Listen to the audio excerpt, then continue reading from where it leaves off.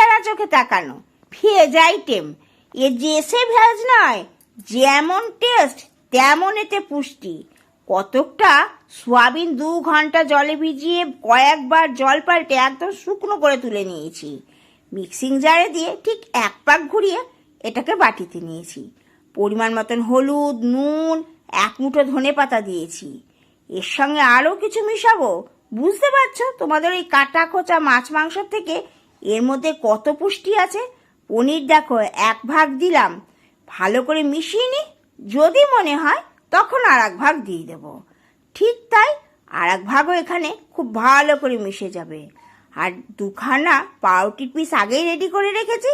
চাল গুঁড়ো বেসন কেন, পাউরুটি দিলে তো মুচমুচে হবে, 7 খানাও দারুণ হবে।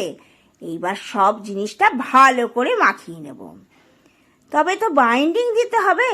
বাইন্ডিংয়ের জন্য কিন্তু আমি এখানে একটুখানি বেসন দিয়েছি, ওই প্রায় 2 চামচের মতন বেসন। আর উপর থেকে একটু কালো জিরে ছড়িয়ে আর একবার ভালো করে মাখিয়ে নিয়েছি হালকা হাতে। তেলটা ভালো গরম হয়ে গেছে। এবার গ্যাসের আঁচটা একদম মিডিয়ামে দিয়ে দিয়েছি। আর ল্যাংচাগুলো তৈরি করে ফেললাম। এবার একে একে সব কটাকে ছেড়ে দেব।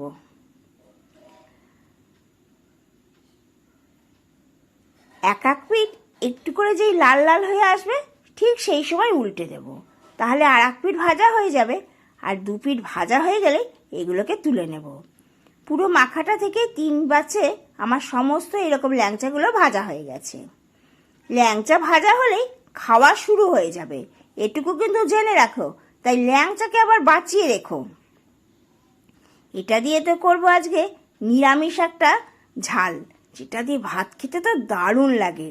রুটি পরোটা উড়ে বাপরে কাড়াকাড়ি করে খেয়ে নেবে সবাই। দেখো মশলায় দিয়েছিলাম জিরে, ধনে, আদা আর লঙ্কা। ভালো করে কষিয়ে এবার পরিমাণ মতো জল, সামান্য আর একটু নুন বাড়িয়ে দিলাম মিষ্টি। আলুগুলো প্রায় সেদ্ধ হয়ে এলে এই সময় কিন্তু সব কটা ল্যাংচা একে একে দেবো। তবে কটা আবার রেখে দিয়েছিলাম শুকনো ভাতে, কারোর যদি ভালো লাগে তার জন্য। তবে সেগুলো সবাই তুলে দিয়েছে। সবশেষে একটু ঘি আর উপর থেকে গরম মশলা ছড়িয়ে এটাকে কিন্তু নামিয়ে নিয়েছি। দেখতে দেখতে বড়াগুলো তো ফুলে ফুলে ডবল হয়ে গেছে, জলটা পুরো টেনে নিয়েছে। গরম ভাতে খাওয়ার জন্য ওই যে ভাজাগুলো দিয়েছি।